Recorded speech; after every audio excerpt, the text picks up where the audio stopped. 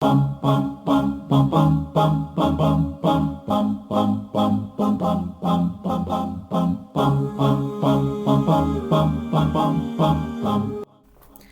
to Gradventures Podcast, where we explore journeys of students, graduates, and young professionals navigating their path through higher education, creativity, and careers across the globe. In this episode, we feature Mahum, an architect, designer, and creative storyteller whose work bridges culture, disciplines, and identities. From studying at NUST to spending an exchange year in Turkey and now pursuing her master's at Columbia, Mahum's journey reflects what it means to grow, adapt, and stay curious across borders. She's also the founder of Studio MM, a women-led agency that uses design as a tool for storytelling, empowerment, and connection. In our conversation, we delved into what it means to be a woman in design, the realities of starting your own studio, life as an international student, and how creativity can become both a language and a form of resistance. So it's an inspiring story about design, identity, and courage. So let's get into it. Okay. Mahum, thank you so much for taking out time from your busy schedule for us.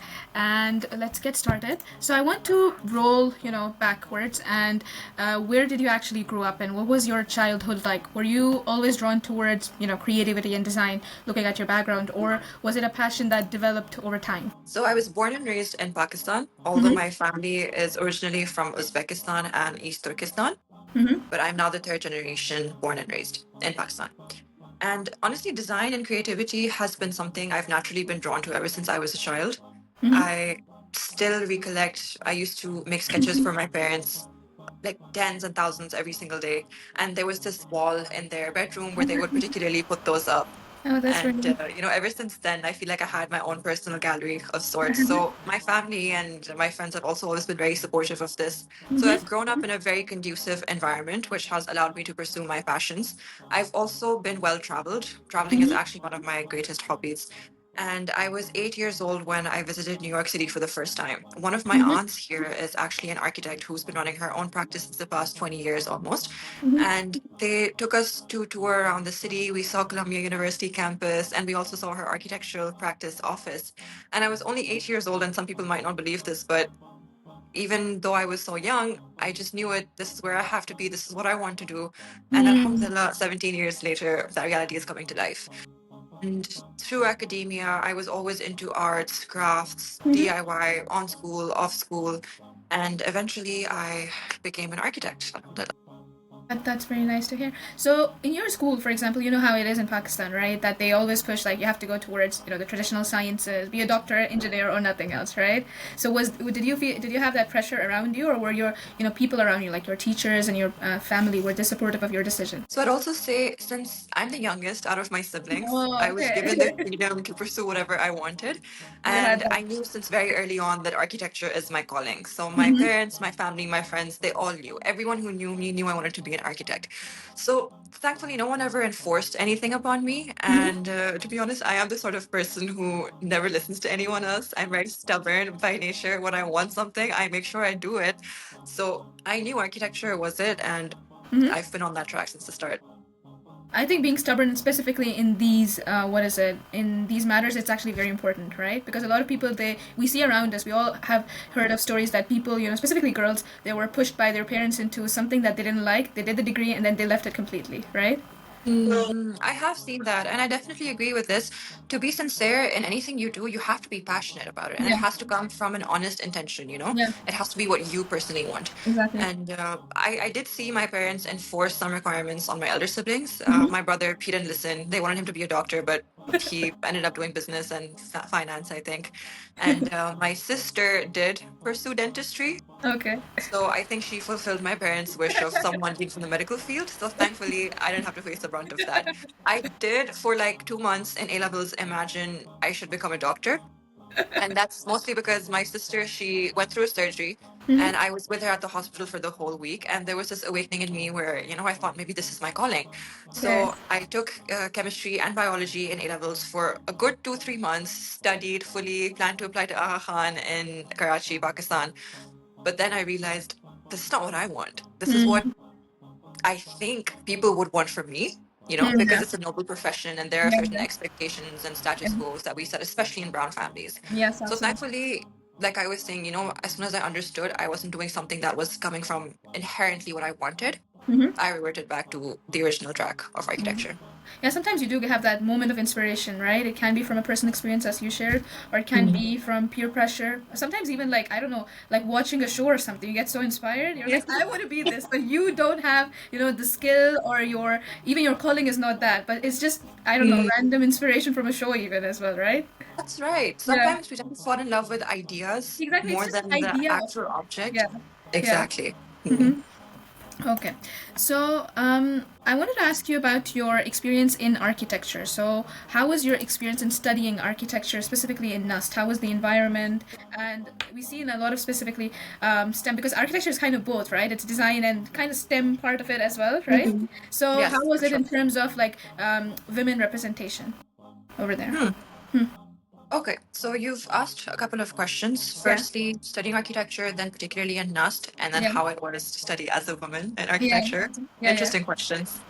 So, firstly, architecture is a very diverse field.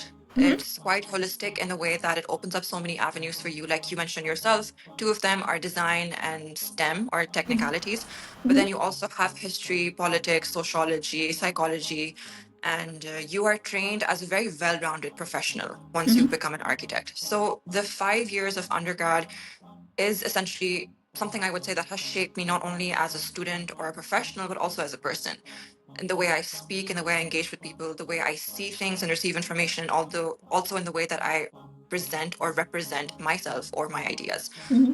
So as a field, if I were to go back, I would do it all over again. I would not choose anything else. That's. But just like everything comes in twos, so does the love for architecture. It's extremely difficult. It's very taxing and it's not always rewarding. I remember when I was interested in architecture, I started speaking to my family, my aunt, my cousin, who are also architects, and some other people that I know. Everyone I spoke to, Alina, said, don't do it. Like they had the Mm-hmm. same exact sentence. If you don't love architecture, if you're not purely passionate about it, then do not pursue the field. Even in undergrad, in the first year, wait, I'm gonna pause. Can you hear the noise? Even in undergrad, in the first year, it's what all of our instructors tell us as well. This is make it or break it. Like either in Mm-hmm. first year, you're going to continue or you're going to drop out. And a lot of students from our batch actually did drop out when they Oh. realized it's not what they're accustomed to. So, architecture has actually recently been ranked as one of the most difficult fields, along with medical and law. Mm-hmm. And particularly in NUST and in the context of Pakistan, I feel like there are very standardized expectations, procedures, and systems that are embedded in our education system as a whole. Mm-hmm. And since NUST is a technical institute, there were moments where we felt like we're not able to explore as much as we would want conceptually or artistically Okay, so they focus because more we on had I would say, the technicalities, not the letting you, of course, technicalities. design part, right?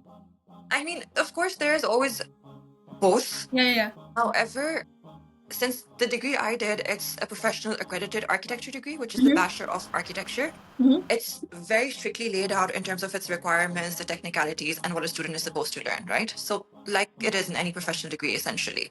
Mm-hmm. However, even then, now that I'm here studying in New York, and even in the 1 year that I studied in Turkey, I realized that difference where the Pakistani education system is actually very strict in terms of its requirements and expectations, and it's a very linear form of education. Even if they allow you for exploration, it's always very controlled in a way because of certain grounds that they have laid for you. Oh yeah, yeah. But in Turkey and Colombia and both of these international contexts, I feel like there was way more room for exploration and setting your own path in a way, Mm-hmm. something as little as being able to take your own electives within the degrees Yeah. and going as far as the level of exploration and the medium of creativity that you choose to work in your projects. Hmm. So I think it really depends on the context where you're obtaining your degree from. That is super important. Mm-hmm. And then your last question, as a woman in design. Yeah, in Pakistan, yeah. Honestly, okay, a woman in design and then Pakistan, there's so many parameters that we're dealing with Yeah, right now. yeah. And I'm going to be honest, I have struggled. I have been faced with this stereotype that if I'm a woman, I will be better at designing and creating beautiful aesthetic things like an interior Mm, designer rather than being articulate in technicalities or construction or, yeah, formal material yeah, practices. yeah, yeah. So that's just one example of the stereotypes that we have to face on a daily basis. And then if you're working in a context like Pakistan, where the field itself is male dominated, as it is in many parts of the world, when you have to work with contractors, labor, clients who are predominantly men, you have to be very careful with the image that you're presenting. Yeah. You know, there is a certain attitude that you have to embody where you do not forego your femininity, essentially, like you embrace that. However, you have to find a level of firmness Yeah. and straightforwardness in order for them to take you seriously. Exactly. So, in other words, as women, we have to work harder than men do to create a certain standing in the market and to be able to maintain a cordial professional relationship that is productive. We also have to make sure that we're taken seriously. There are so many times where the contractor or labor will say to your face, I'm going to say this in Urdu first in English, कि, "Baji, aapko kya pata, hum to 10 saal se kar Oh, rahe hain." yeah. They'll be like, "Oh, ma'am," like they'll specifically say madam or ma'am, Yeah. make you understand that you are a woman, and then go on to say that, "Oh, we have 10 years of experience in this, let us handle this." And I've noticed they're not the same way with men. Yeah.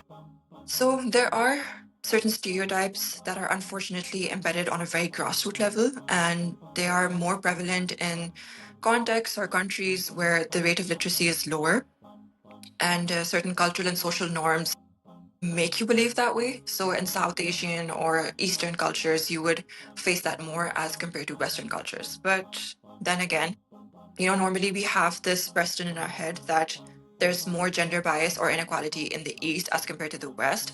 However, within this context, I can say that it's not about the East or West. This is just, again, like a very colonized perception of how we should see these contexts. But Exactly. unfortunately, a woman has to work harder than a man, regardless of where she is.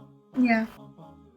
I think, as you said, the last point, right, that was very important. It's prevalent everywhere, but we have this, colonized mindset that, oh, if I go to a Western country, yes, it can be better, but at the same time, it is present everywhere. For sure. In different degrees, but nonetheless, it's everywhere. Yeah. Okay. So you mentioned earlier as well that you went to exchange to Turkey, and how was your experience as a Pakistani student over there, and how was the application process from Pakistan to apply for Med2?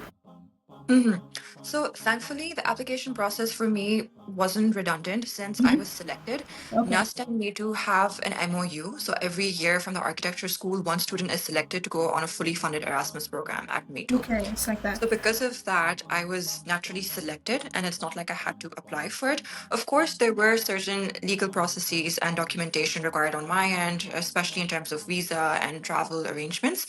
However, it was quite seamless to manage, especially since the Turkish visa is not that difficult to obtain. And I do have a German nationality, which made it easier for me to come in visa free. Exactly. And then I had to eventually go to Turkey and then apply for my residence permit. But even then, Me Too within Turkey was quite helpful. And their international organizations for students were very helpful in making sure that these things are arranged as seamlessly as possible. Then in terms of the experience itself at Me Too, and that too as a Pakistani student. So number one, of course, there was a disparity between the education systems that I saw. Not to say that one was better than the other. I believe that both are quite competitive, and Pakistan and Turkey, both NUST and Me Too, have a certain standing locally and globally, and they live up to those standards.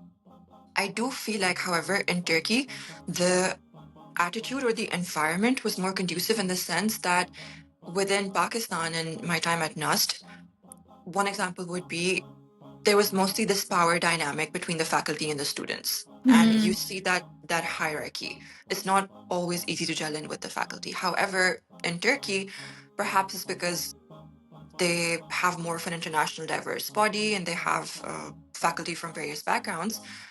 Everyone over there treats each other like a colleague.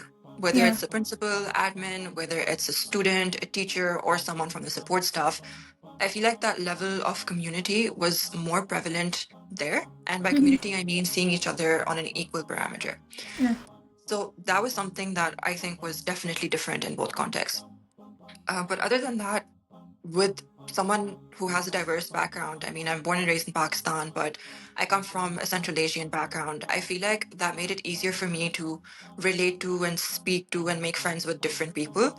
Like, I was friends with the Pakistanis and then the international students as well, whether that was Turks, Arabs, Europeans. So it was honestly a fruitful experience being able to learn from so many people from different places. Okay, that's actually really great to hear. And I'm on building on your point of, not having that, seeing each other as a colleague. My sister, she also studies in NUST, and whenever I'm talking to her, let's say, can you ask a senior student? She'll be like, oh, I don't know any senior students. We're like, why is that? Because she's like, oh, we're not friends with them. We treat them like a senior and a junior. And then I would ask her, can you ask your friends who are studying it, who actually live in a dorm? And she'll be like, they also don't know that many people. So I always would hear, this idea of like a senior student and a junior student compared to over here, like my friend group, we are from all kinds of, like, there are some friends who are still, let's say, in second year, third year. I'm currently in master's, so there isn't that, status quo, like, yo, you have to give me respect because I'm older than you, right? And with that, you're able to learn a lot. You're able to see from things from their perspective, and even though they're younger, you're able to learn a Exactly. lot from them as well, and they're able to learn from my experiences as well. Exactly. To add to this, like you said, you can learn from everyone. And you know how in Me Too, they have this tradition of calling everyone hojam, Oh yeah, which means my yeah, mentor or my teacher, my teacher, regardless of who it is yeah, or how old they are, everyone is exactly, hojam for you yeah. because the ideology that someone can learn from everyone. Yeah, okay. So, I wanted to talk about, you've mentioned as well, like your multicultural background. How do you think it has shaped your approach in design and architecture? It's a very good question Mm-hmm. and very relevant because in my master's program over the past 2 semesters, I have actually been exploring themes of diaspora Mm-hmm. and political boundaries and conflict, how they Interesting. evolve with time, and what role architecture has to play with all of that. And I'm using my training and my work as an architect to actually bring the unseen into a seen lens. So, making the invisible visible. This would Mm-hmm. be conflict, this would be cultural erasure. Mm-hmm. So, like I mentioned originally, my family is partly from East Turkestan. Yeah. East Turkestan used to be an independent region until 1949 when it was colonized by China. And since the early 2000s, the Uyghur population, which my family is also belonging from, they have been facing systematic cultural erasure to the form of genocide. And there is some media coverage for it. However, with current global conflict and with the elapsing of time, that attention and that coverage of that conflict has not been to the mark. It has not given justice to it, right? And Yeah.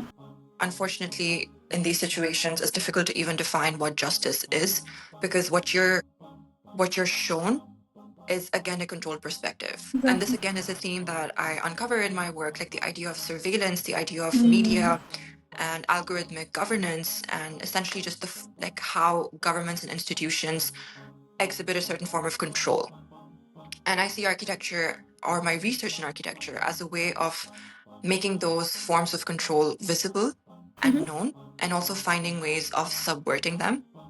So I believe architecture is a very powerful tool that, when explored to its lengths and breadths, you can find medium to express many subjects that could not be expressed in other ways, perhaps. And this, in a way, also helps me come closer to my own roots. So I mentioned diaspora, the Mm-hmm. fact that I've been born and raised in Pakistan. I've never been to East Turkestan. I don't believe I ever will be because of the ongoing political and cultural conflict. I've also never been to Uzbekistan. I don't speak the language. And this way of cultural expression and uncovering that through architecture is a way of me uncovering my cultural identity, coming closer to it, uncovering my story, but also being able to tell the stories of other people that normally won't be heard. So, all in all, I think architecture for me is a medium of advocating, of visualizing, and exhibiting that which you wouldn't otherwise. I think that's beautiful because I never thought about it, advocacy from that point of view. You always think about it, okay, I can go, talk about it, let's say, activism and all. And specifically now you see it on social media, right? Let's just raise awareness, pressure governments and Mm, all. But there's just the other side that we never think about it and can actually at mm, least create some awareness amongst people. Because I think our generation specifically, we're so disconnected from a lot of these conflicts, which actually mm, shape the global, political world right now, right? We were mhm, born into it and we never even realized it. Yeah. exactly. And Mm-hmm. to add to that, when you're living through a particular event in the Mm-hmm. present, Yeah, you have the power and the responsibility to narrate it as it is. exactly. Because for someone in the future who looks back into the past, the history that they'll be reading will be written by the victorious or Mm-hmm. by the Exactly. colonizer. Yeah. So that brings it to us that we are liable for not forging, but essentially capturing that history in a way that does justice and is true and honest and can be universal and eternal in a way. Exactly.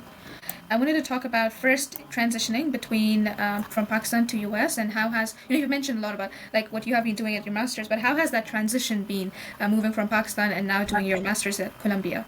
Mhm.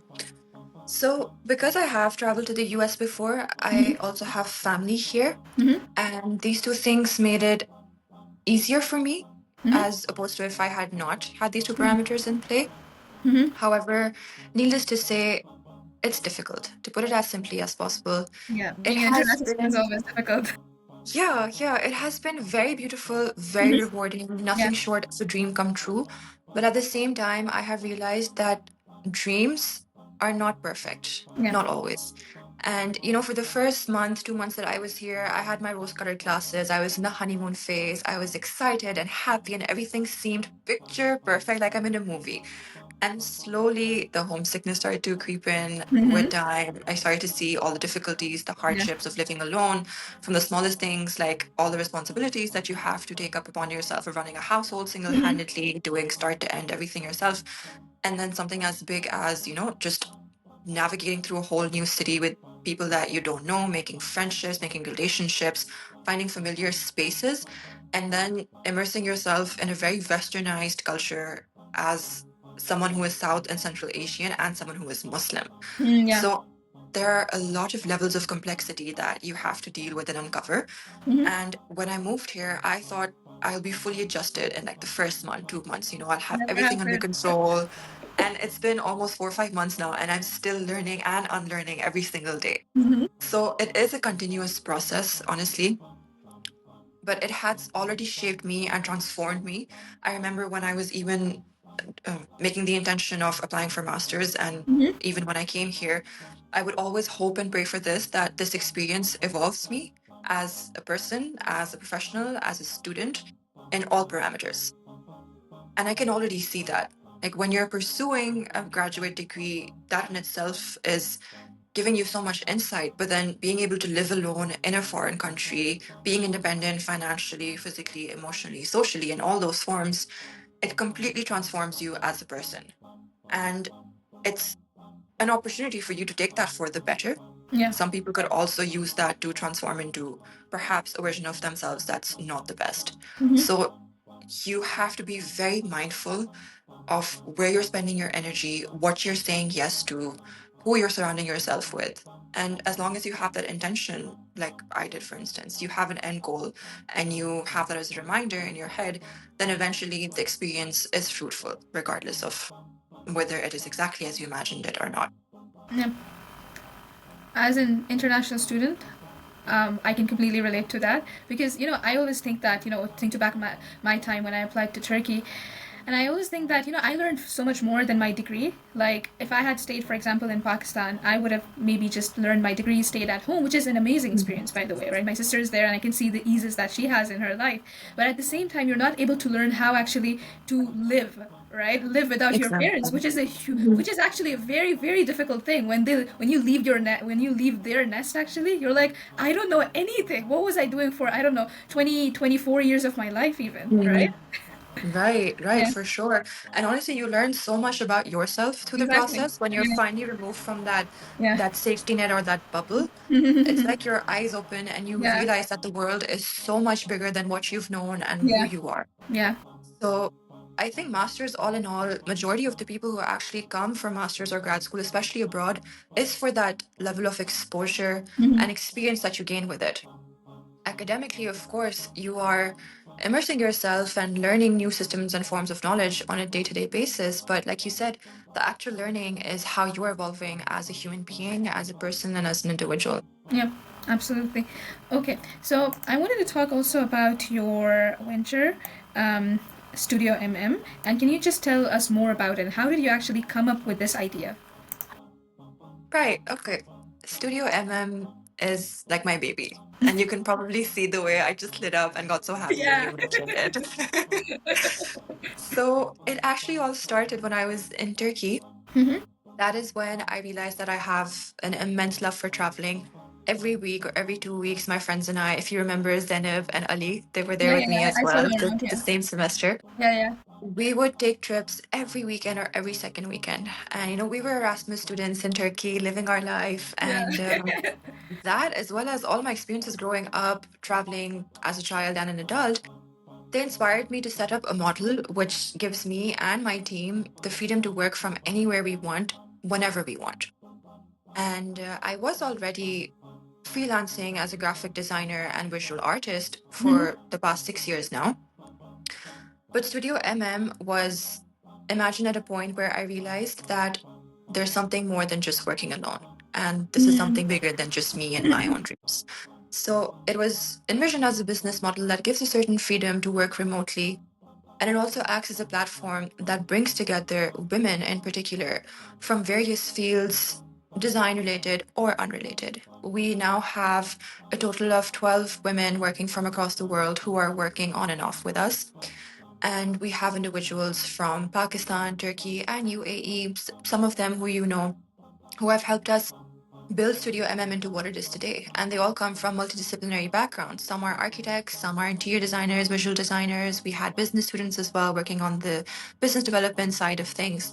So essentially, Studio MM, in summary, in simple terms, it is a multidisciplinary design studio. So we offer branding, creative direction, and visual strategy. But more than that, it's actually just a platform and a space to bring together women, to empower them, to create this essence of community, and to be able to spread that across the world. That's a beautiful vision, I would say, and I've seen your work, and I'm very impressed by that. Actually, it's Thank really you. professional. So you said that you were working initially as a freelancer, and now you work with a team of like 12 people, as you said, right?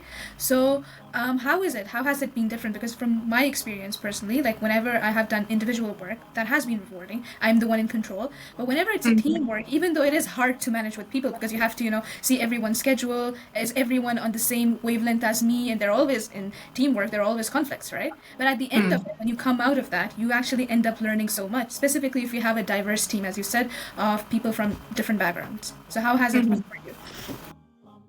So, like you said, you mentioned being in control, right? Yeah. I am someone who naturally enjoys and excels in leading Mm. and taking charge, being Mhm. authoritative, but also knowing when it's okay or when it's necessary to rely and confide in your team. So the first thing would be to find that balance, to know when you need to take charge and when you need to give responsibility to other people. And it was challenging for me because for 6 years I was working solo and I naturally had this inclination to be in charge. Mhm. So I found a way to balance it in the sense that it's essentially division of labor or Mm. specialization, right? Yeah, yeah. So we have certain people assigned to certain projects or certain services. Mhm. So that horizontal division combined with this vertical hierarchy of the creative director, creative Mhm. manager, and the creative assistant, Mhm. that interplay helps keep the structure conducive in a way that the individuals working on projects are given creative freedom because one person would be assigned to one client or one project. Mhm. But then they would have different roles or different points in the team that they could always reach out to, whether it's the assistant, the manager, or the director, to help them or assist them in a way. Mhm. And then it always goes up the funnel most of the Mhm. times. So if I'm working with someone who is fairly new or Mhm. someone who I am getting to understand in terms of how they work and the quality of their work, the process of approval would always go up the hierarchy. So Mhm. I would not let anything reach the client until it has gone through me first. But Okay. eventually, when I have developed that level of trust with them and they have a good understanding of the way things work and they have control over the quality of the design as well, I no longer have to approve everything. Mhm. So it's a journey towards giving the designers independence coupled Mhm. with creative freedom so they can take charge of what they're creating and present it in the best way. Okay, that's great to hear. And I love it how you have you've given your what is it employees actually that freedom to actually work because in a lot of workplaces, even remote work, they do have this I would say surveillance on the employee that you have to do this, you have to do this, and you're like, well, how am I supposed to even breathe in this environment? And you see those people, Mhm. they feel like you talk to those people, and it feels like they're just completely suffocated, and they're constantly complaining, even in how they are with with, outside of work, with their family, with their friends, I think they translate that energy over there as well. So I actually love that idea that you have that freedom, but at the same time, you have someone that you can go to, like, hey, I need your help over here, or, can you check this for me? I'm not that sure. So that is always, I think, the best way a team can actually work. For sure, for sure. A lot Yeah. of my team members even say this, that it's hard for them to think that I'm their boss. Yeah. Rather, they see me more as a friend or a sister. And Yeah. that again is one of our core values, where we're trying to create this safe space for women to come together, to collaborate, and to create meaningful work. So having a hierarchy in terms of structure and mechanism makes sense, but then when it comes to the essence, we're all Yeah. on the same boat essentially. Okay, so one last question. I want to ask you something. So you have a lot of roles, right? You're a student right now. You started your teaching assistantship as well. I saw that on your LinkedIn, and you run Studio MM. On top of that, you're navigating, a new country completely. So how do you balance all of that? Because I would say it's a very tricky thing to do, right? It is. It is extremely tricky. It's very demanding, and Yeah. it's not perfect. There are Yeah. days where I do have things in control, and everything on my list is done by the end of the day. I tick it all off, and then I sleep in peace. But more than that, there are days where everything seems like it's all over the place, and I feel like I am not in control, and I get overwhelmed. In those times, I find comfort in reminding myself that all of this is just a work in progress. And instead of trying to achieve goals overnight, which are magnanimous, I have micro goals that I can micromanage in a way. And that helps me sort of balance. Honestly, finding balance is something I've been trying to do over the years, and slowly understanding that perfect balance can never be achieved. Yeah. And you have to define what you think is your best version of balance. I can never have all of the parameters or all of the roles that you just mentioned at the top of the line or front of the line every single day. Yeah. There are moments where I have to pick and choose. And Yeah. if I'm giving 80% in one role, the other only gets 20%. Yeah. So it's also a matter of distinguishing between priorities. At what time is what the most pressing?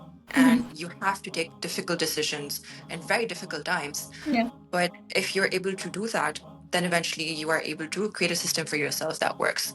So it's about decision making, being very composed and calm. Honestly, composure and cool headedness is what leads you through this. Not to say that I don't get stressed out or overwhelmed. Of course, I'm only human. Yeah. But you have to find systems and ways of grounding yourself, whether that is through like an internal practice or an external activity that you do. Yeah. But finding the strength in taking decisions at the right time, understanding your limitations as a person and a human being, and not sacrificing all of your time just for work. That is important. Yes, So definitely. understanding that distinction between work and life and knowing when to stop Yeah. is very important. So creating boundaries for yourselves is fine. Yeah.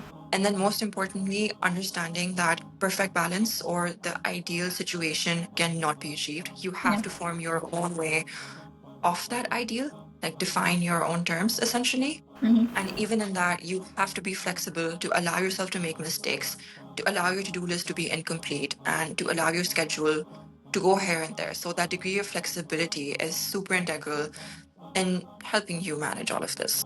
Yeah, definitely. I would say that specifically if you're wearing a lot of hats, it's very important. As you said, balance is not like I'm wearing all the hats at the same time, but I prioritize. Okay, today let's say I have classes, so I have to be a student today. But the other, let's say next day, you're like, okay, I have a meeting with Studio MM, so I'm going to be prioritizing that instead of, I don't know, being stay at home, like doing my housework, for example, right? So that's actually very important. I think one other factor that we can add into this formula is actually being resilient. That, no matter what, let's say I had these days, even sometimes you have an entire week that you're not able to achieve something. Like it happens with me, I'm not able to do anything, and then I can just give up on that task completely. Okay, I'm not even going to bother doing anything, right? Or I can just come back to it again, maybe sit down, think what went wrong. Okay, maybe I had a reason, maybe I was sick, I wasn't feeling well, could be tired, I don't know, there was a lot of workload, and then go back to it again, right? Exactly, Yeah. yes. So resilience as a keyword is something you can add to that Yeah. library of the terms I just mentioned. Yeah. And persistence. So Yeah. that last one you were saying about not giving up, persistence is key. You have to keep moving forward Exactly. regardless. But at the same time, you also need to know that it's okay to pause. It's okay to not be Exactly. completely productive throughout the whole week. So Yeah. understanding the limitations and still being persistent through and despite them is something that will help you through. Exactly. And I think a lot of times, just to tie it to a different thing, we, have this fake idea of productivity, specifically with social media. Like you see people and they're posting, what did I do in a day? And you have these productivity gurus. And after looking at them, you feel motivated. But at the same time, you have this internal guilt that, oh, I'm not doing anything with my life. But what we don't realize is that they're actually just showing the highlights, right? They also have those Exactly. days, those down days, and all of us have that. So it's easy That's to true. get lost in that algorithm of social media, actually. Exactly, I agree. Hmm. And it's very important to remember that social media is just a selected, curated image, and it's a fragment from the entire picture. I actually started posting on social media quite often when I Hmm. moved here as a way of documenting my experience and motivating people. And recently, I felt a bit lost doing that because I felt like I was just focusing on the highs and the perfect moments. Hmm.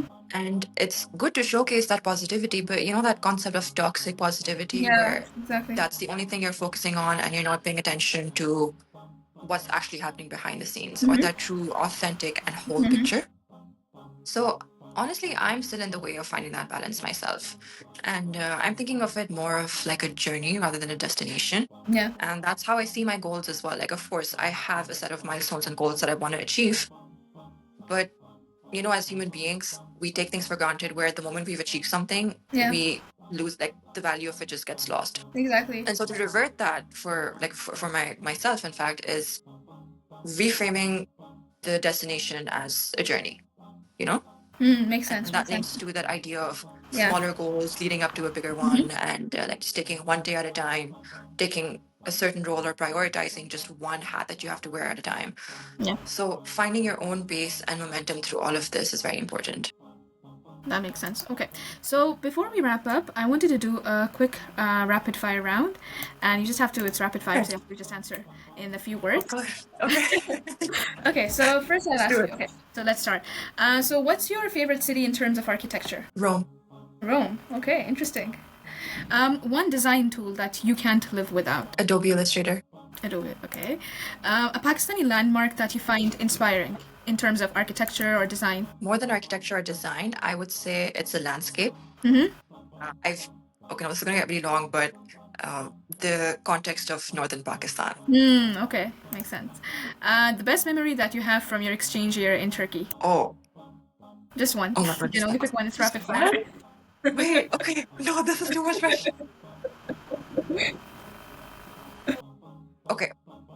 You know One about the moment. Library of Ephesus Mm-hmm. in Yeah. Izmir? Yeah, yeah, yeah. That was on my bucket list to visit like since before even going to Turkey. Uh, And due to some circumstances, I wasn't able to visit when my uh-huh, friends went.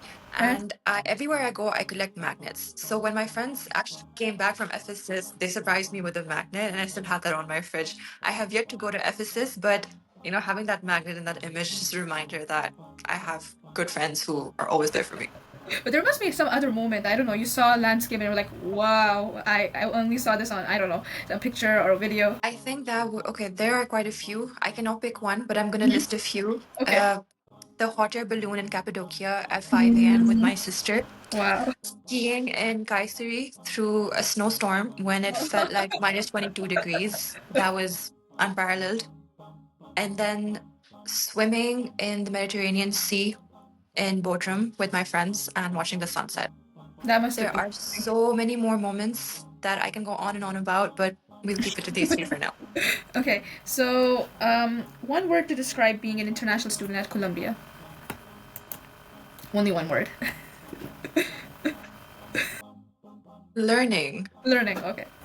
Yes. And the last one is architecture or branding. What excites you more?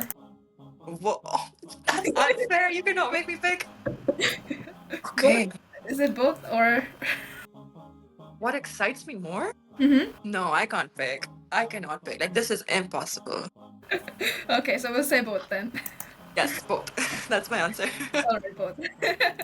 Okay, so thank you so much for your time, Maham, today, and I hope that everyone who listened actually benefited from the episode. I learned a lot. I would say it was a very enjoyable conversation. Thank you so much for having me, Alina. And I really hope that this goes a long way. And even if one person is able to find any inspiration from this, then I feel like my work here is done. But to anyone watching this, I wish you the best of luck with whatever you are pursuing or trying to pursue. And just don't give up and stay true and honest, have courage, and be kind.